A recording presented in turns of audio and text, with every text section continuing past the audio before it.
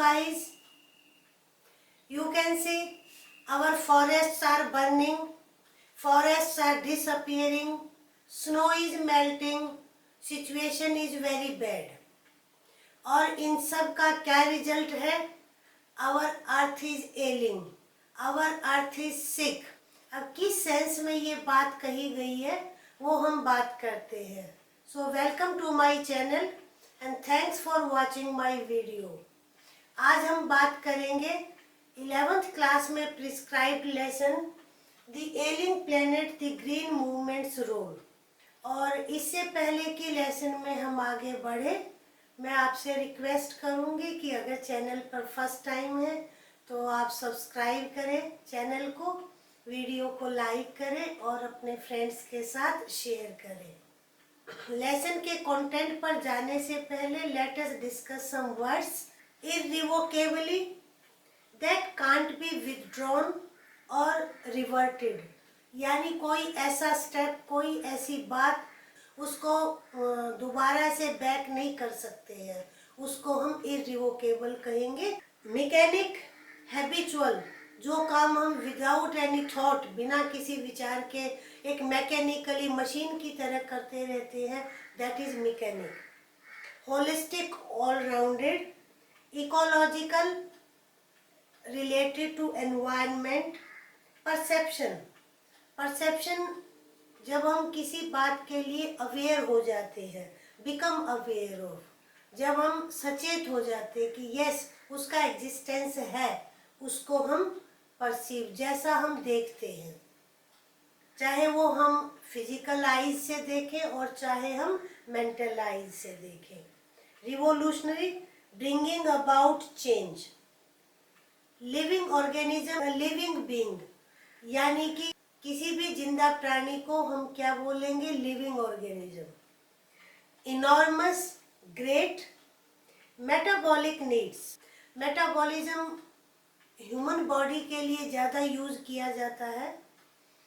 वो प्रोसेस है जिससे फूड हमारी बॉडी के लिए एनर्जी के तौर पे तैयार होता है, यानी डाइजेशन और फिर उसका जूस जो बॉडी एब्जॉर्ब करती है, उसकी से जो एनर्जी मिलती है, ये सारा प्रोसेस है मेटाबॉलिज्म. और यहाँ पर मेटाबॉलिक नीड्स क्या है वो लेसन के कंटेक्स्ट में हम देखेंगे. वाइटल, इम्पॉर्टेंट इंटरनल ऑर्गन्स के लिए यूज किया गया है यहाँ पर. Processes of series of action, लगातार कोई काम कई करने हो तो उसको हम प्रोसेस, प्रक्रिया जिसको हम कहते हैं. रिवील, मेक नोन, यानी जाहिर कर देना, किसी को बता देना, that is reveal. Ethical obligations, moral responsibility, नैतिक जिम्मेदारी. Steward, man who arranges needs of foods, उसको स्टूवर्ड कहते हैं. ट्रस्टी, मैन हु है charge of business affair, trust बना लेते हैं ना एक कमेटी टाइप से, उसके मेंबर्स को हम क्या बोलेंगे? ट्रस्टी, यानी वो जिम्मेदार आदमी है, वो रिस्पॉन्सिबल पर्सन है जिनके हाथ में बिजनेस का अफेयर है. Legacy, something handed down from ancestors, जो हमें पूर्वजों से मिलता है विरासत में, उसको हम लेगेसी कहते हैं. सस्टेनेबल डेवलपमेंट, अब डेवलपमेंट तो आप विकास को जानते हैं. Sustainable, sustainable development keep going without using up natural resources, प्राकृतिक संसाधन जरूरत से ज़्यादा यूज ना करते हुए जब हमारा कोई विकास चलता रहे, जारी रहे, उसको हम सस्टेनेबल डेवलपमेंट कहते हैं. लेसन में समझाएंगे कंटेक्स्ट में. स्ट्रिप, किसी को वंचित कर देना, डिप्राइव कर देना. Inter alia, among other things, ये लैटिन वर्ड है, आपको कई जगह मिलेगा. जब आप कोई बहुत सारे फैक्टर्स दे, कोई लिस्ट दे, फैक्टर में से एक बताकर आप कहेंगे इंटर एलिया, सारे फैक्टर्स को ना बताना चाहे. Decimate, destroy. And procure, obtain. Evolution, natural development, इंसान का किया हुआ नहीं, नेचुरल. जैसे इंसान होमियोसेपियन से ह्यूमन बीइंग बने हम लोग, तो इसको हम क्या कहेंगे? इवोल्यूशन. एक्सटिंक्शन, डाई आउट यानी डिसअपियर हो जाना, लुप्त हो जाना, दैट इज एक्सटिंक्शन। तो ये हमारे कुछ डिफिकल्ट वर्ड्स थे, आपको अनफेमिलियर लगे होंगे। अब हम अपने लेसन को स्टार्ट करते हैं। एलिंग प्लेनेट, जो आपका टाइटल सजेस्ट करता है, हमारा ग्रह सिक है, बीमार है, तबीयत ठीक नहीं है। अब आप सोचेंगे कैसे, वो हम अभी बात करते हैं। Green movement's role, green movement हरित आंदोलन। ये जो लेसन है ये एक आर्टिकल है, नानी पालकीवाला ने लिखा है। 24 नवंबर 1994 में ये इंडियन एक्सप्रेस में ये पब्लिश हुआ था। यहाँ पे बात की गई है हरित आंदोलन जो 1972 में चला। वैसे तो छुटपुट और भी छोटे छोटे आंदोलन चले हैं। न्यूजीलैंड में इसको 1972 में बहुत सीरियसली लिया गया मुद्दे को और ग्रीन पार्टी बनाई गई। और उसके बाद से ये जो मूवमेंट है, नॉट लुक्ड बैक, यानी कि पीछे मुड़कर इस आंदोलन ने नहीं देखा है। We have shifted one hopes irrevocably from the mechanic view to a holistic and ecological view of the world. Writer ने कहा है कि पहले हम अलग अलग से मुद्दों को देखते थे, यानी कि अगर प्रदूषण, वायु प्रदूषण की बात है वो एक अलग से देखा, प्लास्टिक के यूज की बात है उसको अलग से देखा। ग्रीन मूवमेंट के बाद हम लोगों ने, यानी कि दुनिया में सभी देशों ने होलिस्टिक वे में सोचना शुरू किया कि नहीं, ये प्रॉब्लम अलग अलग नहीं है, ये सब आपस में जुड़ी हुई है। इन्वायरमेंट पॉइंट ऑफ व्यू से देखने लग गए हैं, वातावरण के दृष्टिकोण से देखने लग गए हैं। यानी ये जो आइडिया था ये बहुत ही क्रांतिकारी था, जिसने बहुत सारे परिवर्तन किए हैं। पहली बार ये चेतना बढ़ी है लोगों में कि पृथ्वी एक लिविंग ऑर्गेनिज्म है। Earth is a living being, ये एक जिंदा प्राणी की तरह है। It has its own metabolic needs and vital processes which need to be respected and preserved.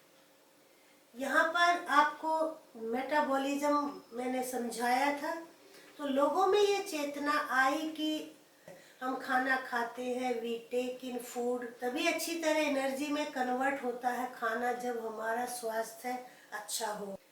और इसी तरह ग्रह की भी अपनी नीड है, यानी उसकी जो ताकत है उसको हमें प्रिजर्व करना चाहिए, उसका संरक्षण करना चाहिए। किसका? प्लेनेट का।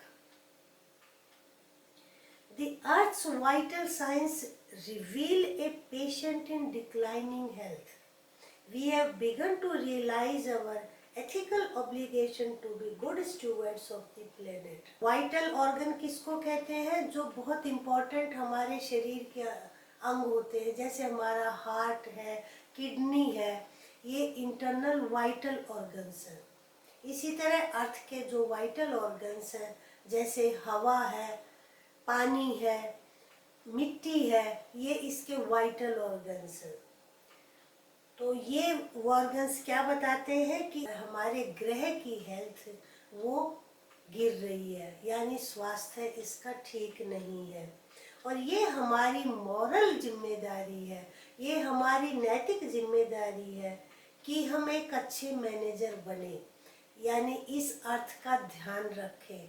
जैसे एक स्टूवर्ड फूड का ध्यान रखता है, तो हमें भी ये ध्यान रखना है कि इसकी क्या ज़रूरतें हैं। एक रिस्पॉन्सिबल ट्रस्टी बने। हमारे पास ये पृथ्वी विरासत में है, इस पीढ़ी के पास। हमें एक अच्छा प्लेनेट अपनी आने वाली पीढ़ियों को सौंपना है और हमें इस बात का ध्यान रखना है, इसकी देखभाल करना हमारी नैतिक जिम्मेदारी है। The concept of sustainable development was popularized in 1987 by the World Commission on Environment and Development. ये जो कॉन्सेप्ट है सस्टेनेबल डेवलपमेंट, यानी ऐसा विकास करो जिसको हम जारी रख सके। ऐसा नहीं करें कि सारे संसाधन खत्म हो जाएं और वो विकास रुक जाए, ऐसा नहीं होना चाहिए। यानी हम प्राकृतिक संसाधनों का उतना ही यूज करें मिनिमम तौर पर जितनी हमें ज़रूरत है।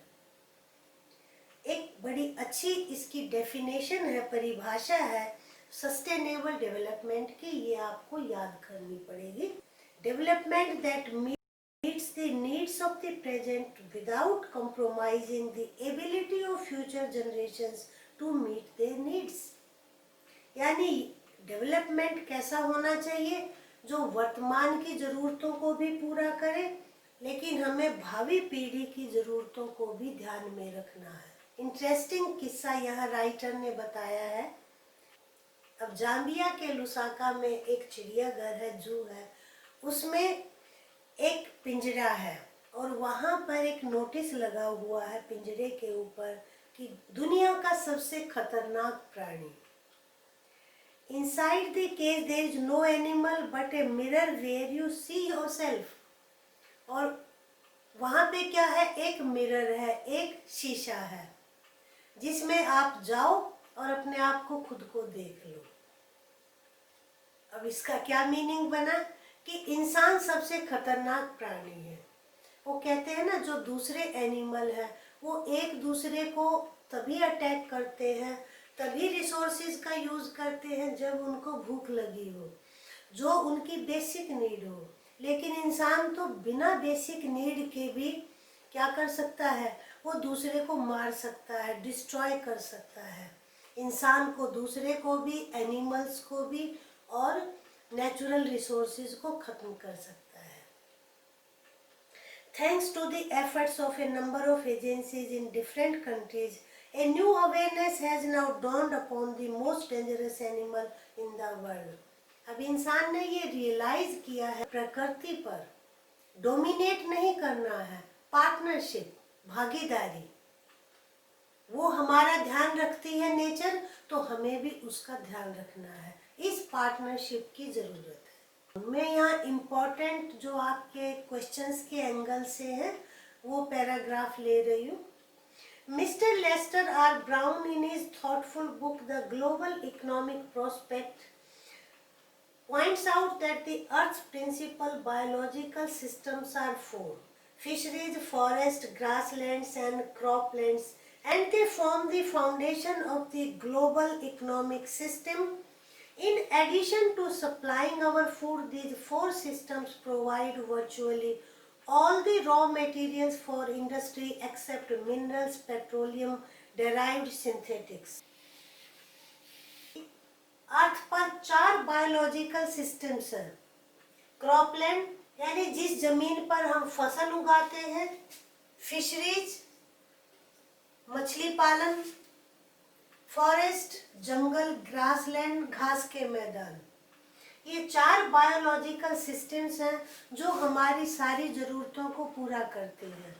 केवल चीज़ों को छोड़कर, मिनरल्स को और ऑयल को छोड़कर सारा कच्चा माल हमें इन्हीं 4 सिस्टम से मिलता है। लेकिन इंसान ने उपभोग इतना किया है इन चीज़ों को कि ये अब इम्पेयर होने जा रहे हैं। चारों सिस्टम इम्पेयर मीन्स कमज़ोर पड़ गए हैं। When this happens, fisheries collapse, forests disappear, grasslands are converted into barren wasteland, यानी घास के मैदान सारे बंजर बनते जा रहे हैं। क्रॉपलैंड वो इसका भी डिटेरियोरेशन हो रहा है, डिटेरियोरेशन कंडीशन वर्स होती जा रही है। लोग आजकल प्रोटीन के लिए बहुत कॉन्शियस हो गए हैं। मछली का उपभोग भी बहुत बढ़ता जा रहा है।